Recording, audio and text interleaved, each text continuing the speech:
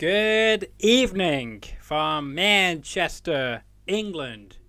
It's a glorious day today compared to what we had recently, but it's a glorious episode to tune into because all this week we've got some fantastic guests and the guests keep getting better every day this week. I'm looking forward to this one because for once I did actually make this happen. So this is unbelievable. So I can only thank my guest for helping to arrange this, I guess, and to spread his love for jazz and other musics and to spread his name out there more across Europe and across the world because he is one of the best generations of jazz players today.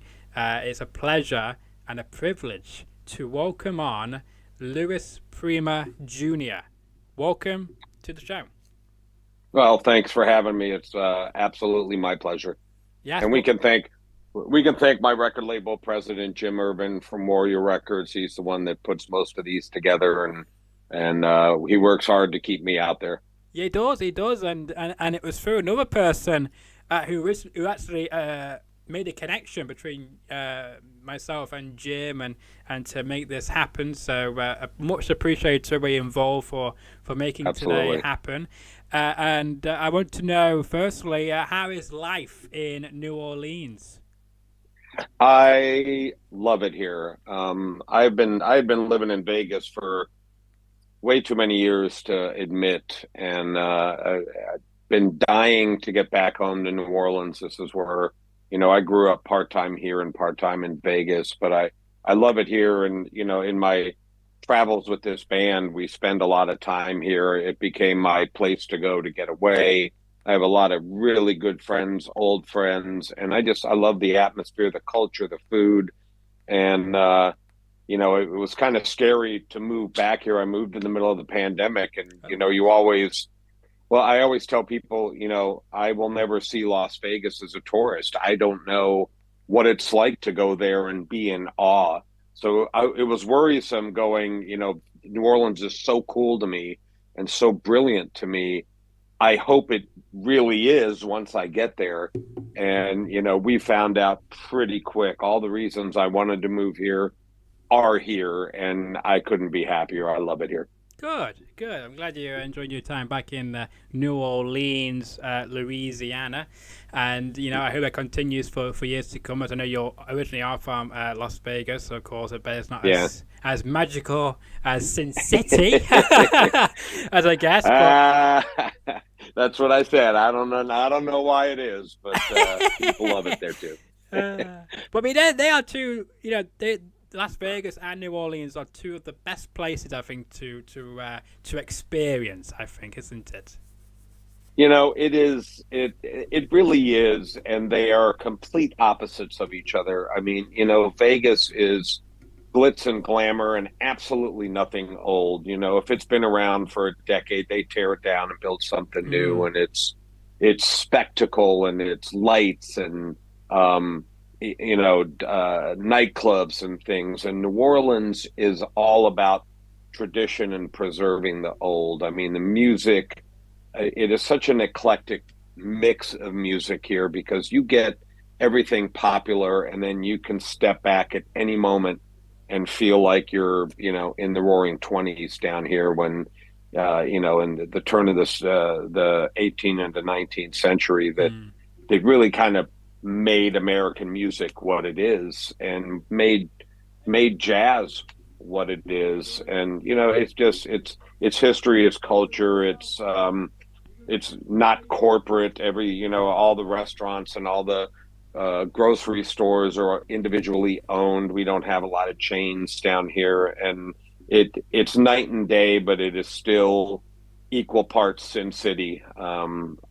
It's the only place I know with drive-through daiquiri shops where you can pull up to a drive-through window and get alcohol. If you are tuning in, feel free to do a comment or any questions you may have, and we will try my very best to get those answered for you. So if you're tuning in live, then feel free to we do a comment, whatever. We will try and put them to our guests tonight. And You know, you mentioned about the differences as well, and you've got the tradition in New Orleans. There's lots of parades, lots of great music taste as well. And if somebody from over here, maybe, who has never experienced New Orleans, what is one of the key points you would recommend of going there, One of the in your opinion? couple things that you have to do. I mean, the French Quarter and Bourbon Street, where I never recommend anybody going there after dark Right. unless you're into the seedy part of life. Got ya. But it's definitely something to see during the day. And, you know, if you can get on one of the cemetery tours, you know, it's always interesting to me. You go, you know, because we bury people above ground here. So there's these amazing family mausoleums and just incredible artwork and incredible statues. And, you know, you'll be walking through and, you know, somebody was born 1605, died 1630, you know, and you're like 1616. So it really gives you an idea of the history of the town. But there, you know, I could sit here and list for days restaurants to go to. Frenchman Street, if you want to get a little bit more toward the classic New Orleans end of music, or you know, City Park. There's so many things to do that one trip will never do you. Yeah, I can agree with that. Like, once you're there, you get hooked. You want to come right back. Absolutely. For more. Absolutely. Absolutely. Yeah, I agree with that. So as well, then, because you've been on the road, obviously, around touring, and how has that been going for you? As the fans been terrific as always for you? We have one of the greatest fan bases, and you know, I always poll the crowd every night on how many people are new, how many people have never seen us, and we do, you know, have anywhere between 10% and half the crowd most nights that have never seen us. And that's what I like. I like introducing new people to our style of music because it's not just jazz, it's not just swing.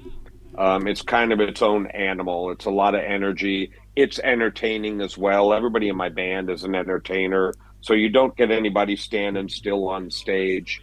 And we're, you know, whether you know us or like us, you're going to have a good time. You're going to recognize my father's songs that we play. You're going to recognize some of the little gems I pull out of just pop music history to redo.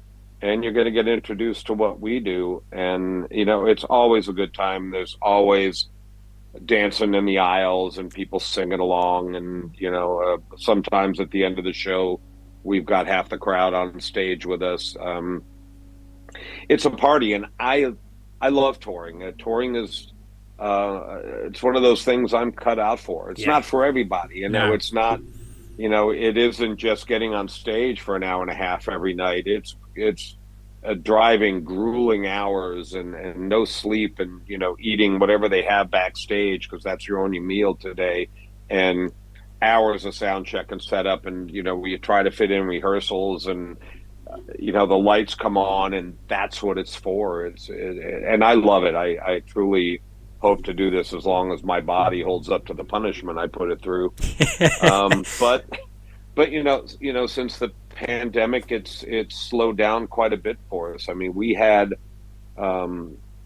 just recorded our third album with Warrior Records. We recorded it at Capitol Studios, and I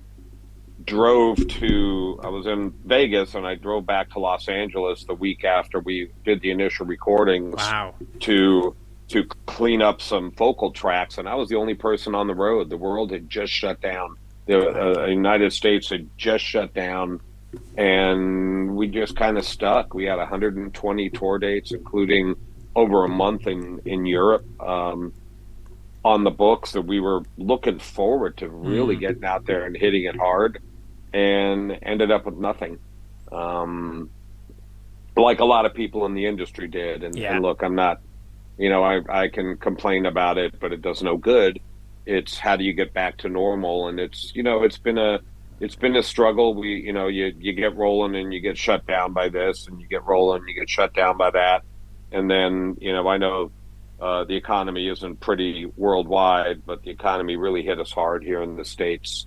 And when you're on the road with 12 people, any bump in cost on anything is prohibitive. And we took a pretty bad beating on tour dates, but we still are out there touring. Um, just because I want to, I have to.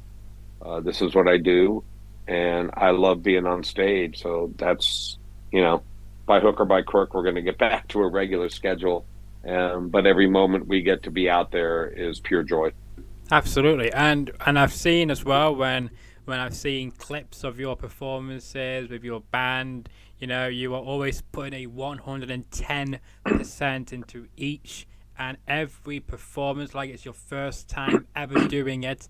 I don't know how you do it because you are always giving it so much full blast, and it's like, how on earth are you able to, go from one song to the next without really taking a break, without a breather?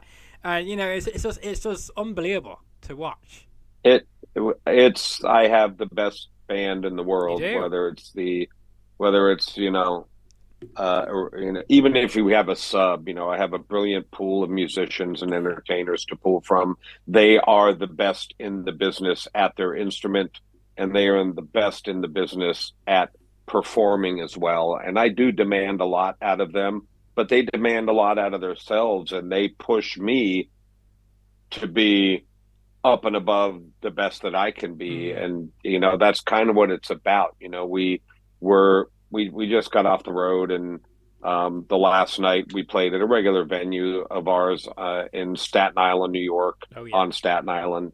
And there's a couple regular people that come to see us, and one is a friend of a friend, and they messaged me and said, we had a pure joy hanging out with you guys after the show last night. I mean, hours went by and you guys are still having the time of your life. Mm. And I'm like, it's because we're friends as well. We do get along. We enjoy each other's diversity and our background. Everybody comes from a different background, so there's always a story to tell or a story to hear. Um, but the most important part is those moments on stage. That every night is not a great payday. Most nights are an adequate payday at best. So we don't do it really for the money. It's for a love of what we do. And there's a certain desire and drive in each person that gets you up on that stage and gets you to the point of exhaustion every show. And then, the next day it's a whole nother challenge and you do it again. But it's pure 100% love of music and what we do. And I've got the best of the best, and I'm blessed to have it. Yeah, no, absolutely. And I got to say as well, when you're on the road, going down the road and whatnot, who are some of the great stories you can share with your band? it's I mean, it's there's always something going on the road. There's always something going on in somebody's life. There's we're there, we support each other in our challenges. We laugh at each other's foibles, and everybody's got other bands and things that they play in, and other projects and other solo careers, and we support each other and promote each other. And we had a documentary group actually from Italy following us around for a while. This is many, many years ago. They wanted to put together a documentary, and there's just nonstop, constant laughter. We have the time of our lives, and they had 4 or 5 cameras, and they were never on. And then they walk up to you with a camera and go, "Tell me something funny that happened on the road." And I'm like, "Where were you 3 minutes ago? We're all crying, we're laughing so hard." So it's tough to explain it to people, because it's just it's like hanging out with your best friends all the time. But we do it, week or two at a time, or a weekend at a time, and it's always fresh, it's always funny, and we enjoy each other. Yeah, no, absolutely. And by the way, I got to mention something as well. We're now currently seeing your social medias on the screen, and I had to Yes. say that this is you're the first person to have the longest name on my graphic for the Facebook page. Okay, I got to mention that for the Facebook page. It's Louis Prima Jr. and the witnesses. I like that name. Yes. And it's a great name, by the way, for the Facebook page with over 28,000 likes, by the way, or followers, depending how you look at it. That's well done, by the way, to you. And also you're on Twitter, or X is now it's called, and also on Yep. Instagram, Louis Prima Jr. All on your screen there. Check him out, follow him, like him, do all the good stuff, share around to your friends, listen to him, attend a show as well. But what were you going to say? I was just gonna say it. We were talking a little bit before we went live Yeah. here about social media and the control they have over you. And it's the name of the band is Louis Prima Jr. and the Witnesses. And I took the Witnesses. That was the name of my father's band. Yeah. And it was Good I tribute. decided to do it to protect the copyright to the name. Gotcha. And and a recognition thing as well. Hmm. But as you're moving forward, a lot of us got in on the ground level of social media. I mean, this wasn't around No. by any stretch when I started this. And then so you start off with your page, and then it's Louis Prima Jr. And then they came up with rules that it had to be your name. So you get your name, and then you could only have 5,000 followers. And then once you had 5,000 followers, you had to convert it to a page. And then you Interesting. convert it to a page, but you couldn't do it because there was a fake Louis Prima Jr. page. So it was like a 3-month ordeal fighting with Facebook Oh, that's annoying. over. I just wanted it to be Louis Prima Jr. and they Yeah. wouldn't allow it. That's So I annoying. ended up just doing the band name Yeah. and let the pieces fall where they will. But that's just annoying that when you got to argue with like Facebook or the other social media platforms to allow you to have a certain name. That's just annoying. It's just ridiculous, really, isn't it? But Well, and it seems like a nonstop thing, especially with their attempt at being the music police. When yeah, that's true. I've posted video clips of me doing one of my father's songs, and they'll shut it down for a copyright. And I'm like, it's me performing. You can't shut down me performing. No, you can't. You know, And as or well, it's your father's right, song, and you have right. permission to And play it. exactly, and I'll post. You post something and they shut it down because it violates the rights of Louis Prima Jr. And I'm like, it's me. Yeah, yeah. There's only one of you.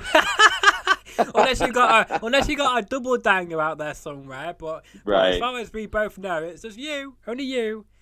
It's me. But you know what? Look, it's a necessary evil. Yeah. It is the way of the world right now. I don't understand the throngs of people that are internet famous because of it. They do nothing other than make videos of themselves falling downstairs, and they are making more money than all of us. I know, yeah. Um, It's crazy, isn't it? and Crazy. our management's always we need to do brilliant this and brilliant that, and I'm like, I don't know how to do that. I know how to be on stage, and people will come if we get on stage and do our job, and Yeah, it's worked so far. it It's has. worked so It far. has. And a good old saying is, you can only do what you can only do. Yes, exactly. I have to say as well, on the social media issue, I have to say is that you mentioned about your father. Of course, we can't not talk about your father and his great legacy as well. Yes. And if he was here today, what would you think he'd be thinking of all your success so far? I hope he would be happy about it. I'm sure I'm sure he's thrilled with it and glad that I am doing it my way. Yeah. I think it was always important to him in his career and in his life to be just Louis Prima. He made no excuses for himself. He made no attempt to be anything other than him. He did change with the musical times like no other could. I mean, you know, if you look at a band like Aerosmith, I mean, yes, they've been around 50 some years, but they are Aerosmith. You Yeah. know, it's that sound and that's what they do. You know, my father started off with a small jazz combo that grew into a larger combo, and then he switched to the big band era and the big band sound and was successful. And then he switched back to a smaller combo, and then he switched to rock and roll. He was able to move with the musical tides and be relevant. Yeah. Most definitely. And but the entire time he was always looking at things down the way. You know, I've got video clip of him on I think it was the Merv Griffin show that we're not supposed to have because, of course, you know, somebody's rights are violated if I air it. But where he's talking about Earth, Wind, and Fire and Average White Band and these bands that were up and coming back then at the time of the airing, you know, and he was all, I always tell people that, you know, he definitely would have taken a trip into rap. He definitely would have, you know, done more poppy things along with the times. And I think he would be thrilled with social media because it would give him another outlet to be himself. Yeah. You know, and I think I make every effort to do that as well. You know, I'm sure a lot of people that don't know what we do get the impression that I am somehow just a tribute act. And you know, it couldn't be farther from the truth. You know, I'm paying tribute, and the songs of his that we play is a tribute to that musical legacy that I just want to continue. You know, our main goal as a band is to create new and write songs, and I've got a record label that believes in us and allows us to create and promotes those creations, and a fan base, an ever-growing fan base that also appreciates what we do. You know, we don't have people come up and get mad because I'm not doing 50 Prima songs a night. You know, they're thrilled with the music selection. They enjoy what we do. They buy the albums and they support us. Yeah. And it's, I think my father would be a little bit proud of that I am stepping out on my own and have made every effort. And I believe to a lot of extent we have exceeded in being our own band, and not being seen as a, you know, some kind of tribute act. Well, no, I wouldn't call it a tribute act or anything like that. I just think that you're just keeping your father's legacy alive and keeping some of his fantastic songs, you know, with today's music and with your music as well. And I wish you to continue that as long as you can, because, you know, there's not many artists out there which play music, you know, from the past nowadays. Some might just do a remix. We don't hear the actual vintage tune being played in modern day to capture that new generation to fall in love with the music the last generation, you know, did. And if they do it, they're not doing it justice. And you know, I never want to talk bad about anybody, but it seems to me that when you're touching on a historic piece, you're trying to be in that period or in that history, instead of taking the song and going, all right, we're going to play the heck out of this and see what happens. And, you know, that's kind of our approach at every song we do is where, you know,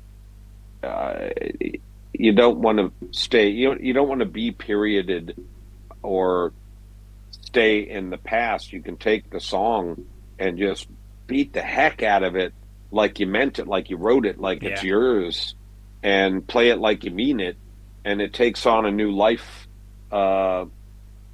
especially for people that may never have heard that song or, you know, think it's going to be something schmaltzy, and it's not. And I think that's what gets us over a lot, is that we do play, you know, we play every single song we do like we created it and it's ours. Exactly. And, you know, speaking of music, I know you've got some new music on the way out featuring your late father. Can you go Yeah. into more detail? Well, so on our second album, which was the first move into original material, we Yeah. put out our first album. We recorded it ourselves. I did it at a friend of mine's studio, Vinny Castaldo at Toneworks in Las Vegas. Brilliant, brilliant engineer and producer. And we did the album ourselves and met Jim after the album was complete, and he said, let me distribute this for you, let me get this out there, but I want the second album, and can you create?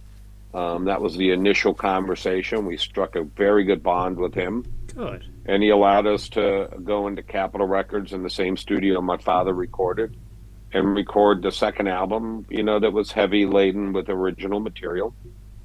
um, but he had the idea when we got there. He said, look, he goes, I've got Capitol Records talked into letting us use your father's voice off one of the tracks, and you guys can do a duet together. Are you Oh, I like interested? I that. said, absolutely. I said, absolutely. But there was a huge problem. When my father recorded back in the day, there was two microphones hanging in a room. So you can't just take his voice. Oh, right. Um, so he spent a lot of time rolling through the Capitol out archives and found a song called "That's My Home," and it's a song about New Orleans. And we were able to lift just my father's voice off of it, and it's my band and me and my father. We Oh, we that's sing good. together. We play a little dueling trumpet solo together, Oh, I love and that. it's awesome. It's a tearjerker. You get we were all choked up playing it because we were playing to his record in order to Mm. keep in time and stuff. So it was it was a special moment for all of us. And then you flash forward. We're going to do the third album, and we're playing at a place in Los Angeles called the Cicada Club. It's been in 1,000 movies. It was in Mr. and Mrs. Smith when Angelina Jolie and Brad Pitt are trying to blow each other up while they're dancing. Wow. Um, that's the night. That's the Cicada Crazy. Club. We're playing there, and Jim is upstairs. They have a brilliant craft bar with real absinthe, and I go up to talk to him after the show, and he goes, "Man, you got to record this song when we record next month." I said, okay, if you want me to do that. He goes, look, it's TikTok famous right now. It's internet famous. It's been in movies. People recognize it, and you guys just play the heck out of it. He goes, I think it would be fun. I said, all right, let me work up an arrangement of it, and make it our own, and we'll do it. So we get to, we do pre-production, we do the whole nine yards, and we get into the studio. And Jim goes, all right, you need to change everything you did. You need to go back to your father's original arrangement back in that key and play it as close to how he did it as possible. And I said, why? And he goes, well, we're going to do it again. I'm going to use your father's voice. I said, all right, let's do it. And not so you flash forward, and we're doing, it's amazing that you can mix and produce an album over the internet. So I'm in New Orleans, he's in Los Angeles, and we're doing sound placement. So what it is you need to put each instrument pan somewhere left to right in the spectrum of sound, so that Okay. everything's audible, and you go song by song. It's pretty, it's painstaking work. You Yeah. get it all organized so all the parts are there. And he sends me the song, and I got halfway through the song before I realized that it was me and my father together. And I called him, and he goes, well, no, I didn't get permission yet, but we're doing it. I'm sure it's going to be okay once we get it done. Um, and it's, I'll reveal the name in a second, but Yeah, yeah. we not only use me and my father singing together, but we also use Sam Butera, my dad's sax man, during the sax solos. You're going back and forth, and by the end of this song, both bands are playing together, and it's brilliant. It's amazing. It sounds amazing, and I think people are going to love it when they hear it. And it's the song "Pennies from Heaven," which is just that song's been streamed more than 4 million times on TikTok. If anybody has TikTok, I don't understand that platform at all. It's in the movie Elf when he gets to New York and is eating the gum off the sidewalk. Gotcha. And and it's just one of those songs that you identify my father with, and it's I can't wait to get it out there, and I just cross my fingers that Capitol Records and Universal Music, who own the catalog now, authorize us to do it and let me do it. If not, I may just do it anyway. Well, I wish you the best of luck, and I can't wait to find out where we can listen to it if it gets all the approvals and everything like that. So, Yeah. So that'd be something to listen to, and I'm sure as well when you were listening back with your voice and your father's voice, I bet but some goosebumps or something as you were making it together. Well, it does, and I'm always thrilled by siblings or family when they sing together, because there's a tonality to the voices that make harmonies brilliant. Look, I'm a rock and roll fan. There's a band, Vixen. It's two sisters, and they sound amazing when they harmonize together. And the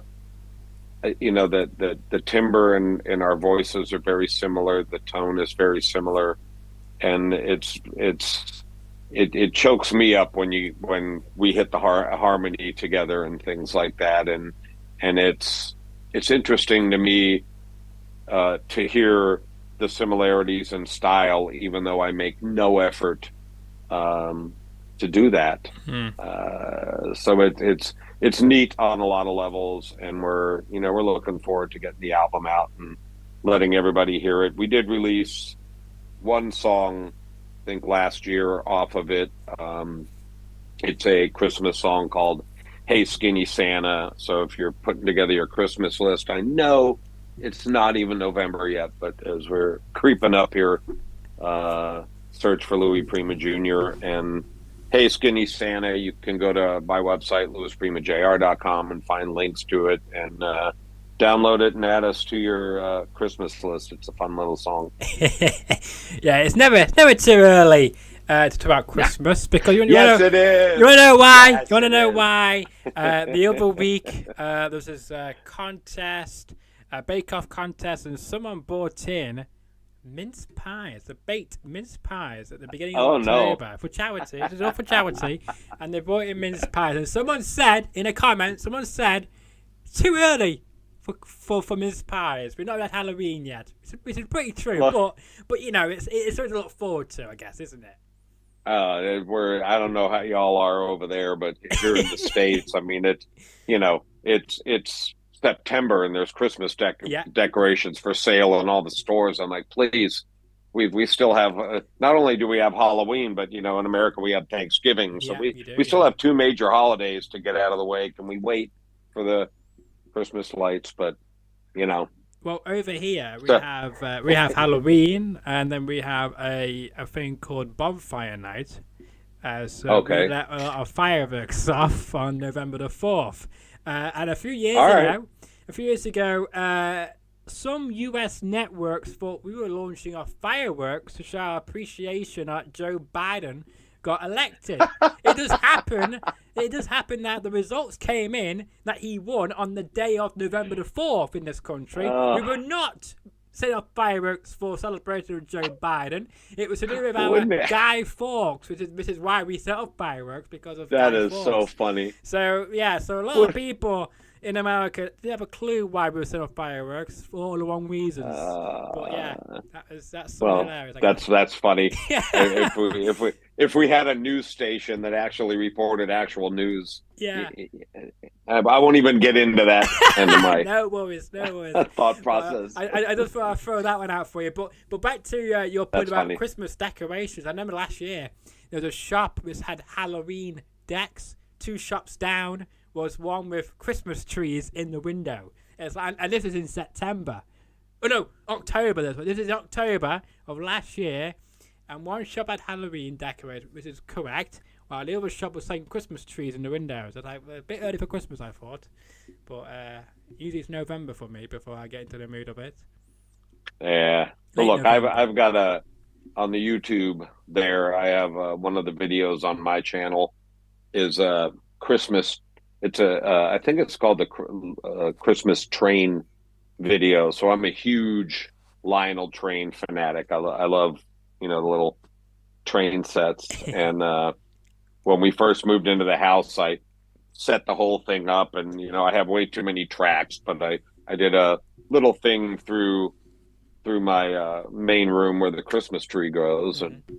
a friend of mine said you should stick a GoPro on the train and do a little video, and Oh, I like that. did, and it's a lot of fun, but that of course it's only allowed on YouTube because all the social media sites shut it down because I have a few of my father's Christmas songs playing in the background as the trains coming around corners and things. But if you want to get a good little laugh and see something fun, uh, I spent way too long doing it, but it turned out really good. So that's another thing you could do for Christmas. Yeah, yeah, and as well, that ties into a question about when you're not performing, how do you relax when you're not performing on the road? I guess, and that's one of the things you do. I guess is doing that as well. So that ties in quite nicely. But what else do you do when you to relax when you're not Well, performing or anything?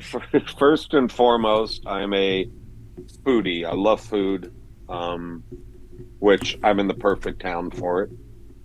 Which also lends to my second pastime, which is going to the gym and staying in shape so that I can get on stage and do what I do. But pure relaxation, I like being outside for any reason. I like to golf. I like to play in my yard and garden, and I'm the one of the few people that still mows their own lawn out here and takes care of things. I love being on the water, anything outdoors where you're just relaxing. It's not. And for some reason, golf is relaxing to me. I know there's a lot of people that would disagree, um, but just being outside and relaxing and being with my family and just enjoying life, I guess, is my best pastime. Fair enough. Fair enough. Yeah. I got to say as well that, of course, your father got to meet some incredible people in his lifetime. Meeting, with Frank Sinatra, Dean Martin, and even eventually, rightly deservedly, being a part of the original Jungle Book. And then it was Yep. such a shame that he wasn't around or got his walk of fame on the Hollywood walk in California when he was around. But I'm glad that you and your family and others got to celebrate on his behalf when he got his star in 2010. What was that like? Well, that was a labor of love. I will tell you that the Hollywood Walk of Fame star, uh, whatever they're called, committee, um, we were told for 11 years we don't give stars to dead people, um, literally. And, because they want to make a spectacle and a tourist attraction out of it. And I get it. I understand. So it's a little bit of, the dollar amount you have to pay to get it, but then you have to get it done. And it's a little bit of, there's some irony in it all too, that it was my management team, UD Factory and Seth Udoff and his partners that got this going. There was a friendship with, it's Ricardo Montalban's nephew, I believe, that owns and runs the Montalban Theater in Hollywood, which is on Vine. It's right off of Hollywood Boulevard, and that's Okay, where my father's star is in the entryway. right. So um, he happened to be on the star committee to nominate people for a star.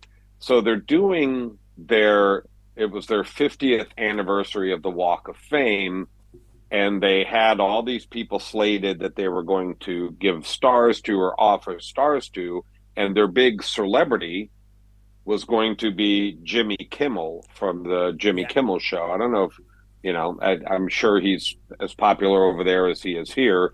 And I happen to have gone to high school with him. Oh wow! Yeah, Because I have seen photos with you with Jimmy Kimmel, and yeah, that's a small world. That's a small world. That it's a small world. His musical director, Cleto Escobedo, we played in the band in high school Sick. together. Jimmy was in the band. Oh, that's awesome. Cleto's father was a musician in Vegas, along with my father when he was there. So it's just kind of a small world. That Jimmy Kimmel was going to be the main guy, and Jimmy Kimmel told them no. He wanted to get a star on the Walk of Fame on the 10th anniversary of his talk show. Right. So the star committee ended up without a person to, a major whatever. Mm-hmm. And in their meeting, Montalban says, I can get you Louis Prima. Let's make a spectacle out of Louis Prima. He deserves a star. Well, la la la la la la la.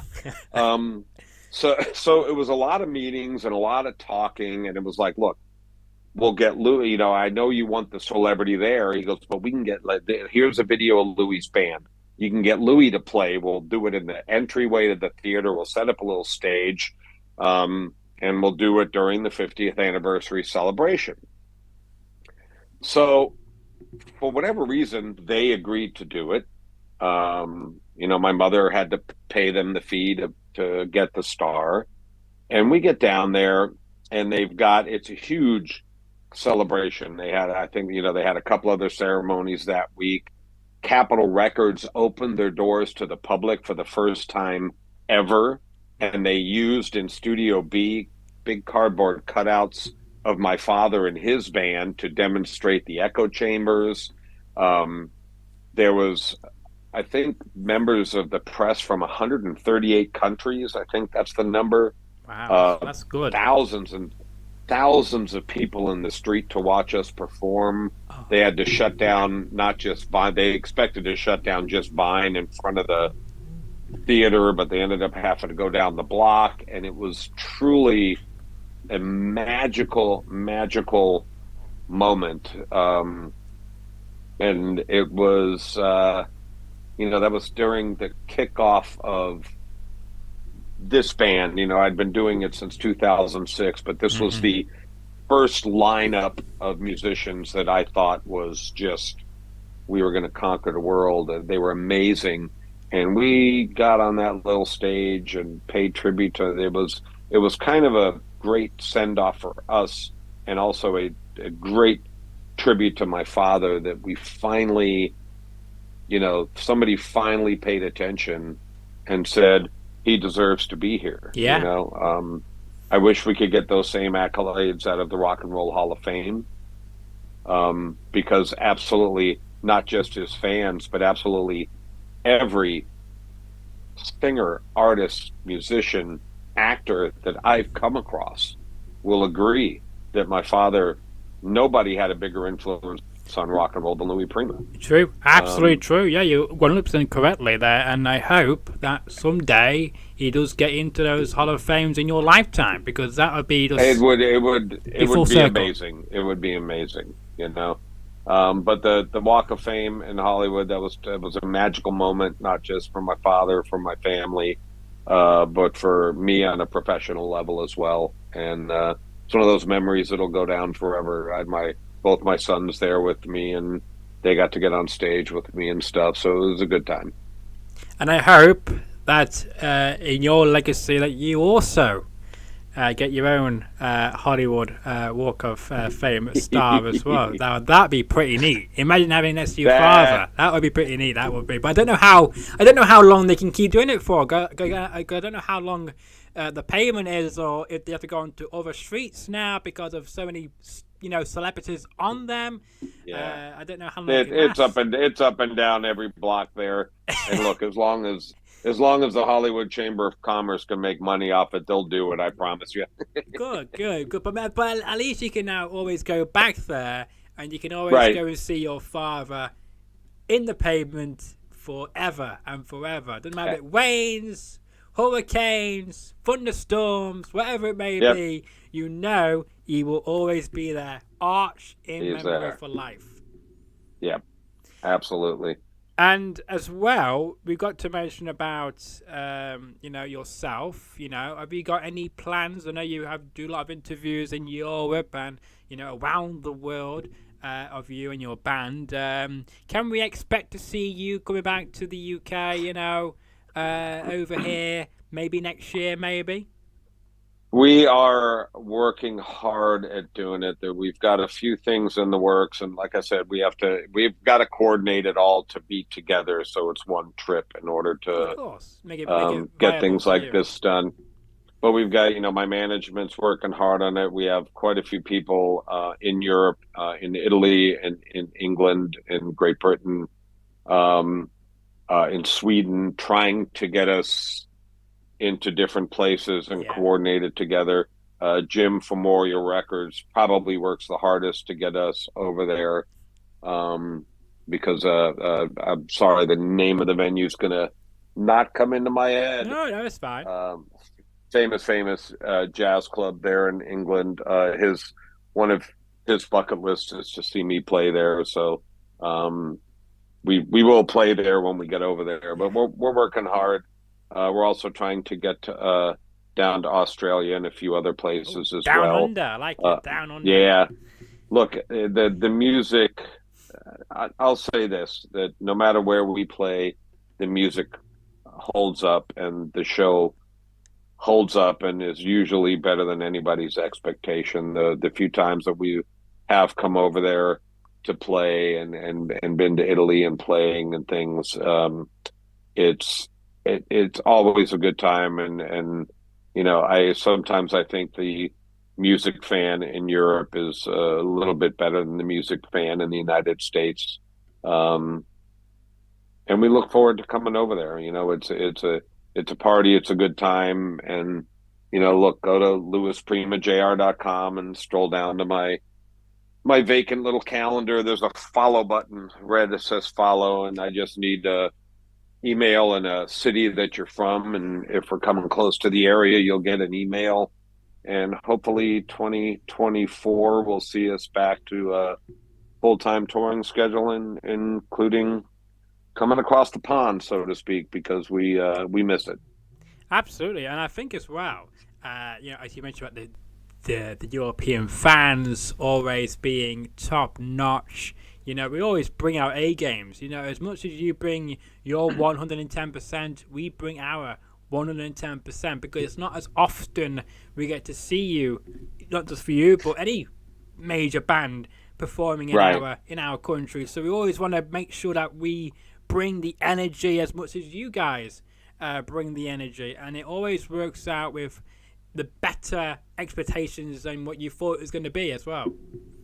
Yeah, so let me tell you, you guys do live up to every expectation. We enjoy playing over there and look forward to getting back soon. Yeah, absolutely. We can't wait for that. And of course, you can keep up with all his social medias and on his website as well to see when he may be coming to your town, or city, as they say. Yep. Also, as well, if somebody's watching or maybe listening to this or even reading this up on my website, any advice you'll give to anybody who maybe is trying to follow in your footsteps or trying to get to the next level in their careers? What have you got any advice for anybody like that? It was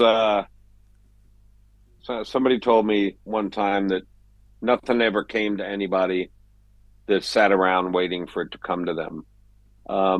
In anything you do in life, not just music, but especially music, you got to put in the time. It's a lot of hard work. And it's a lot of love for what you do. Yeah. But that's with anything, find something you're good at make sure you enjoy doing it, and then sink your heart and soul into doing that. I may not be a shining example because I've been in and out of the music business my whole life, and when it was time to raise a family, I did get a day job, and you did, and then you but it decided to quit all of that and do what you you you love. you well, and that's what it comes down to, is that's always in your mind, and that's always what I wanted to do, and it's truly where I feel at home on stage. I love everything about being on stage, producing, writing songs and recording music, and everything we do, podcasts or radio interviews or television. Everything is so that I can get on stage because that's truly what I love. And it is a lot, it's a lot of work. It's a lot of practice. For every person fortunate enough to get on stage like me on a regular basis, there are 100,000 people that just don't get that chance. Yeah. Um, and majority of the reason why is you're just not working hard enough. And I don't want to be preachy about it. But if you play an instrument, be the best at that instrument, man. Put in the time, put in the work. If you're a performer and you want to get on stage with a band, don't just get on stage and sing a song. Make it worthwhile that people are there. People spend good money to see us perform. Um, Put on a show. Be the best you can be. Do your research. Do your homework. There's a lot of work that goes involved in anything. You want to be a, radio host? Learn all about it. Go to school for it. Study it. Get good at it. You want to be an accountant? Same thing. But it's music. The music business is not easy. There is a certain level of love you have to have for it to be in it, and I know I have it. I know everybody in my band has it, and if it's something you want to do, um, you know, realize there's going to be good times, bad times, but there's nothing in the world compares to getting on stage and seeing somebody smile because you're up there. That's the best feeling in the world. Great advice from the one and only Louis Prima Jr. there. Two more questions for you, and then we'll wrap this up. Absolutely. So second to last question is: you've worked with a lot of great people. Is there anybody you would love to collab with in 2024? That's a good question. Keep it to the last. That is a good question. Keep it to the Well, last. and it'll probably be absolutely nobody you expect. Oh, it's fine. I'm a rock and roll fan since the day I was born. I love rock and roll. I love popular music. I love listening to it. And I don't know if you're familiar with the band, the Deftones, out of California here. They're, to me, one of the greatest and the soundest musical entities out there. Everybody in that band is brilliant, and their singer Gino is just incredible at what he does. He's got one of the best controls over his voice, and he is somebody I would love to sit in a room with and learn from, and do something with, because I think he's a brilliant mind. He's a brilliant performer. He's one of the rare few out there that can do what they do recording. He can do it live, and I think he's really good at what he does, and I would love to collaborate with him. So I know that's not the answer a lot of people would think of. There's probably a lot of people going Deftones, but well, I mean, that's your response to my question, and there you that's go. Exactly. If that's who you want to perform with, then so be it, and I hope it can happen for you in 2024 or sooner. Yep, that would be neat, and the other band is, and I'm a since the 70s, since their first album, I've been a AC/DC fan. Oh yeah. I love them. I love them to no end, and I got to meet them a couple times, and I even They were performing in Vegas. This was, I don't know, 1995, and I Oh, was just cool. kind of getting out of rock and roll. I still had long hair, and a friend of mine was opening up for them. They were doing Yeah. like a pre-party for the whole crowd, and he goes, "Why don't you come down and do it?" Because I sang in an AC/DC tribute band, Yes, and you he did. goes, why don't you come down and do some AC/DC songs? I go, wait a minute, you want me to sing AC/DC before AC/DC plays to the crowd to pay money to come see AC/DC? And he goes, yeah. And I was like, I'm in, let's go. And uh, so that's probably as close as I'll ever get to being on stage with them. But did that was a good time for me too. did you get to interact with them like after they hear your performance? Did they give you any feedback or anything like that? Or I didn't get to see them after the show. I'm sure they were horrified. oh, they might have been impressed. They might have been impressed. But I did. I met them several years earlier. The whole band, and not for any length of period of time, but had a good little talk with them. And then several years later, years and years later, there's a little town outside of Vegas called Boulder City. Boulder City, for those that have ever been to Nevada, Yeah. is the home of Hoover Dam, which is the big, and it's one of the wonders of the world, apparently, or whatever. But it's a tiny, tiny little town. They don't like outsiders. It's full of antique shops. They Oh, nice. don't grow. They're not getting any bigger. And a friend of mine who lives out there calls me one day and goes, hey, I'm sitting in the pub and I hear this voice next to me, and I'm like, what? Why does he sound so familiar? So I spin my bar stool around, and anyway, here's a picture of me and Brian Johnson. Why don't you come have a drink with us? That's awesome. So he's just randomly sitting in a bar in Boulder City, Nevada. But it's, and look, I've been blessed to meet a lot of people in this Yes. business, and gotten to hang out with a lot of people. And there's some brilliant minds out there. There's some amazing people in the entertainment world. Mm.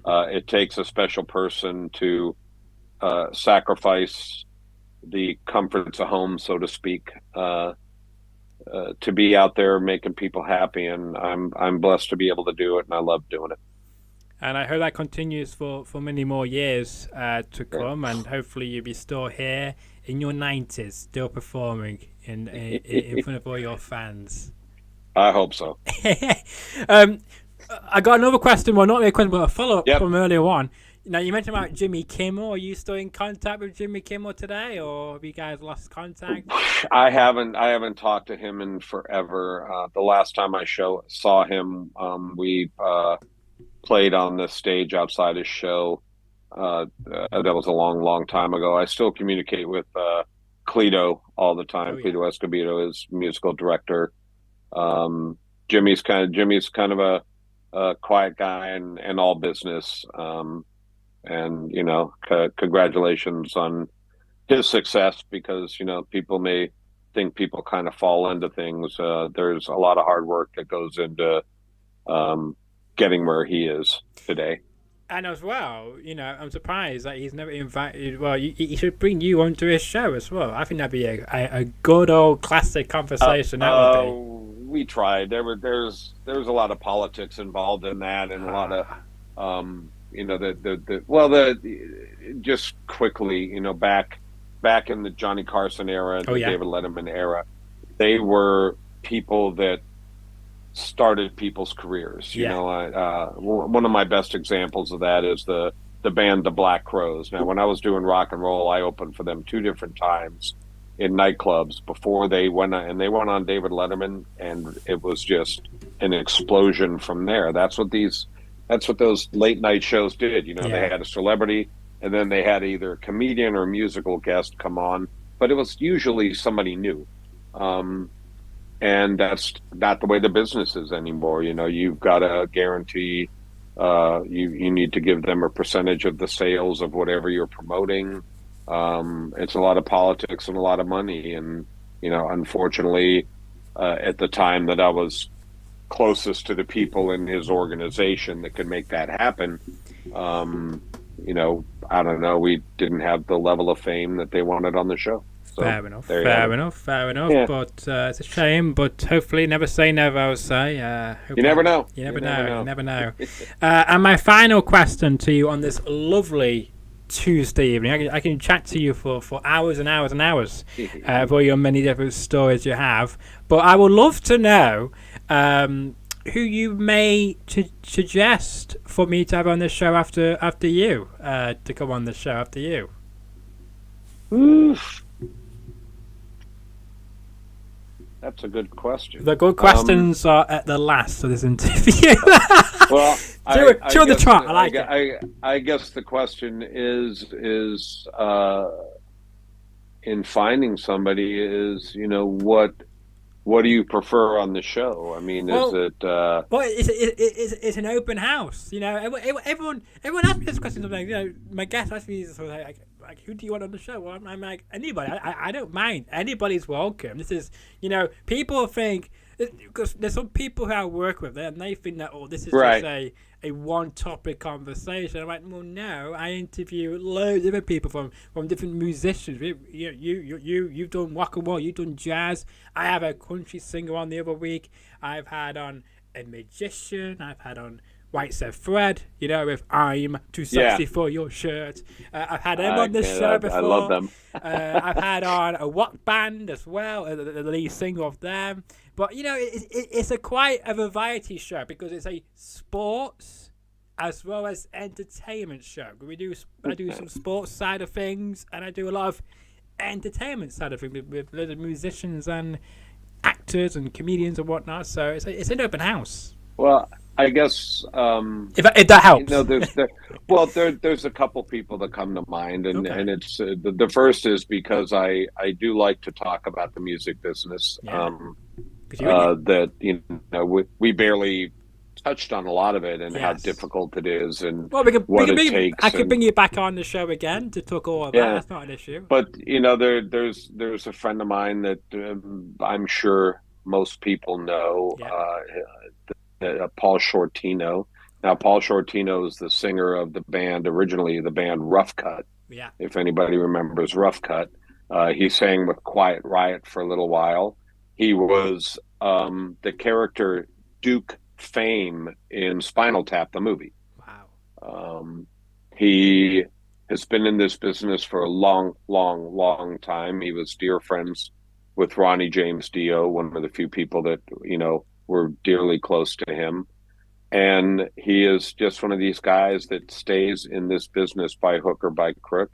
He had a huge Vegas show that was kind of taken out from under him. So, if you want to get into the politics of music, He's the guy. And he's one of the guys. And then another person that I found interesting, I was on his podcast here in the States, is Johnny Christ. He's the bass player for Avenged Sevenfold, which is a harder rock band. But he has a podcast called Drinks with Johnny, where you have drinks and talk about the music business and things like that. But he's an awesome creature.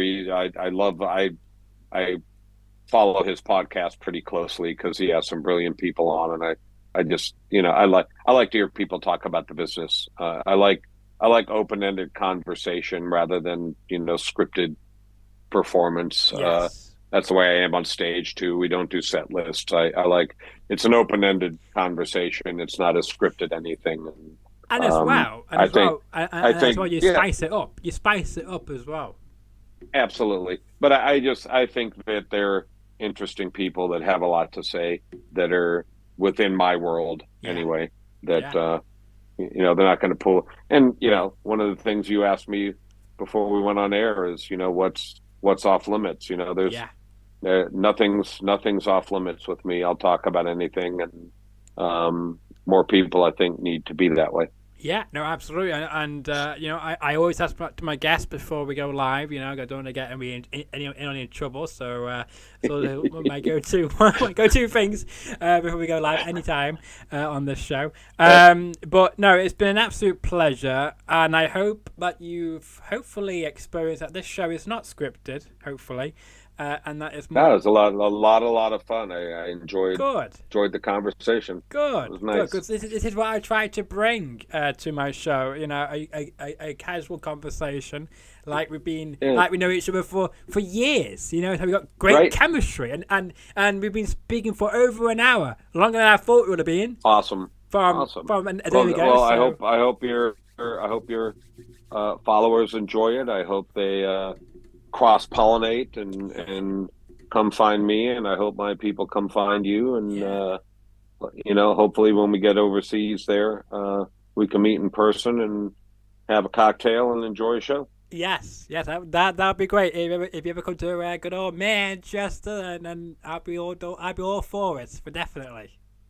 Absolutely. And you can find my guest on social media here on your screen right now. You can find him on Facebook, Louis Prima Jr., and The Witnesses, and also on X and on Instagram as Louis Prima Jr. as well. And if you enjoyed today's episode, then make sure to smash that like button. Share the video around. Tell them all about Louis Prima Jr. Tell them all about how his father made an impact in his business just as much as Louis Prima as well. If you want to leave a comment of any future questions you would like to leave, then let me know. And we can ask that in a future conversation between myself and Louis Prima Jr. And as well, we have got a great guest on the show for the first time in the history of the show. Not only have I been the first jazz musician on this show, this coming Friday, I'm going to have a first comedian on the show who is actually going to be in Manchester on Saturday, opening up a show for a comic. So that's going to be a great addition to the show. Apparently the guest is very excited to be on the show, just like Louis Prima was as well, to be on my show tonight, and I was very happy in return as well. So you have to find out who that will be when I announce it on Thursday across my social media and my website of who that is, who is a comedian. And that comedian, by the way, has worked with the Jonas Brothers, by the way. So, you know, it doesn't get any bigger than this, does it? You know, like, what a crazy week here on my show. And as well, if you're new around here, it takes 10 seconds or less to smash that subscribe button. We've got over 216 subscribers, a lot less than what Louis Prima Jr. has on, of course, all his social medias, but do check him out, follow him, show him, and go to one of his shows if he comes near you. And until the next episode drops, enjoy the rest of your Tuesday afternoon or evening.